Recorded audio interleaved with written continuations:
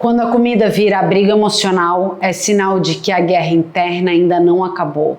A real é que a compulsão alimentar e a fome emocional só começam a perder força quando o corpo entende de verdade que a guerra acabou. Olá, eu sou Morena Alemã e fui liberta da compulsão alimentar através do Espírito Santo. Deixa eu te falar uma coisa rapidinho. Se você, Bela, chegou agora, esse vídeo aqui, ele é a continuação direta do vídeo anterior. Então, se você assistiu o primeiro, respira e fica aqui comigo. Mas se não, volta lá, assiste o primeiro. Porque agora, nesse aqui, a gente entra no coração da transformação. E é exatamente nesse ponto que muita gente trava.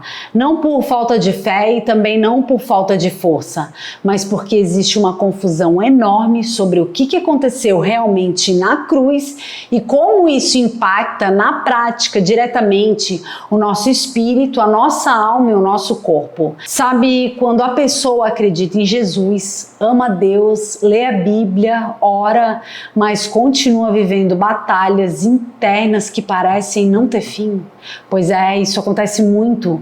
E no fundo, isso gera um conflito silencioso, porque a pessoa pensa, se a cruz resolveu tudo, por que ainda acontecem essas coisas dentro de mim? E aí sabe o que acontece? Vem a culpa, vem a sensação de fracasso espiritual, vem aquela ideia torta de que talvez ela esteja fazendo algo errado. O problema é que existe uma tendência muito comum de tratar a cruz como um evento distante, quase que simbólico, algo que resolve a eternidade, mas deixa a nossa vida aqui prática, cheia de guerra interna sem explicação. Só que quando a gente olha com um pouquinho mais de atenção, percebe que a Bíblia nunca apresentou a obra de Jesus como algo fragmentado. Desde o início, ela descreve a cruz como uma obra completa, integrada e profundamente prática, algo que alcança todas as camadas do nosso ser, inclusive aquelas partes, Bela, que a gente, sabe, tenta esconder, negar ou até empurrar para debaixo do tapete. No Novo Testamento, a palavra usada para definir o que Jesus conquistou é sozo, e eu sempre falo dessa palavra aqui. E talvez você também já tenha ouvido muito falar dela, mas vale a pena a gente parar um pouquinho aqui nesse ponto, porque sozo não significa apenas salvação no sentido religioso da palavra. Sozo envolve salvação sim, mas também fala de cura e libertação, fala de plenitude de vida, fala de resgate do ser humano, fala sobre espírito, alma e corpo, sem essa divisão artificial que a gente aprendeu a fazer ao longo do tempo. Quando Isaías profetiza que Jesus levou sobre si as nossas dores, ele não estava falando só de pecado no sentido moral ou até de culpa religiosa. O texto fala de dores reais, de feridas profundas, de traumas, de padrões quebrados, de ciclos emocionais que aprisionam a gente por anos e às vezes até por uma vida inteira. A linguagem ali é quase que visceral, não é abstrata, não é poética demais. Ela aponta para algo que atinge o interior do ser humano de forma contínua, silenciosa e profunda. E é exatamente aqui que a compulsão alimentar e a fome emocional entram, Bela, porque elas não surgem assim, tipo, do nada, não aparecem simplesmente como um hábito ruim ou como uma escolha errada. Elas se formam como respostas aprendidas a dores que muitas vezes não foram acolhidas, validadas ou curadas. Às vezes a pessoa nem lembra direito como começou, só que quando ela percebe em determinados momentos algo dentro dela pede alívio, pede conforto, pede uma pausa na dor e aí entra a comida. E a comida, do nada, passa a ocupar esse lugar de forma silenciosa, mas extremamente poderosa. E do ponto de vista da neurociência, isso também faz todo sentido. Comportamentos compulsivos se desenvolvem quando o cérebro aprende que determinada ação gera um alívio rápido para uma dor interna. Esse alívio ativa o sistema de recompensa, liberando dopamina. E aqui que entra um detalhe muito importante. O cérebro não avalia se esse alívio é saudável ou destrutivo. Ele só registra que aquilo funcionou naquele momento. Então, quanto mais vezes isso acontece, mais esse caminho neural se fortalece, até que com o tempo ele se torna automático. O corpo começa a reagir antes mesmo da mente consciente perceber o que está acontecendo. Você nunca se viu em algum momento já estava comendo automaticamente? Aconteceu algo ruim e estava lá se afogando na comida? Pois é sobre isso que a gente está falando, sobre essa automatização desses impulsos. E é por isso que tanta gente se sente frustrada quando tenta resolver tudo na força do braço. Porque quando a decisão racional entra em cena, o corpo já ativou o padrão. O impulso já começou e a escolha consciente chega atrasada. E aí que vem a culpa, a vergonha e aquela sensação pesada de que existe algo errado com a fé, com o caráter ou até com a espiritualidade. Quando na prática, Bela, o problema não está nisso. Está em tentar tratar um processo profundo apenas com controle externo. E é aqui que a cruz atua de forma muito mais profunda do que a maioria imagina. Ela não se limita ao perdão dos nossos pecados, ela vai na raiz do problema. Ela encerra o estado de condenação que mantém o sistema nervoso em alerta constante.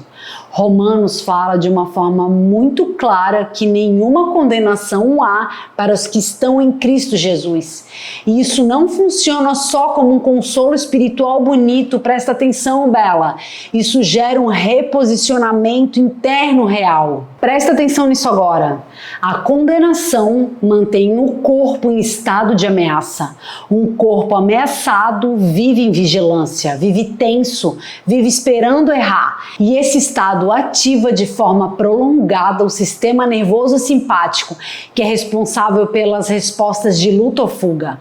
Quando isso vira algo crônico, o organismo começa a perder a capacidade de regular coisas básicas como fome, saciedade, prazer e descanso. E aí, o corpo passa a buscar alívio onde encontra, mesmo que isso gere sofrimento depois. Já a graça, ela atua no sentido totalmente oposto. Ela ativa o sistema nervoso parasimpático, que é o responsável pelo descanso, pela digestão, pela integração emocional e pela sensação de segurança. Isso não é uma ideia espiritualizada demais, é um processo fisiológico real, de verdade, mensurável no corpo.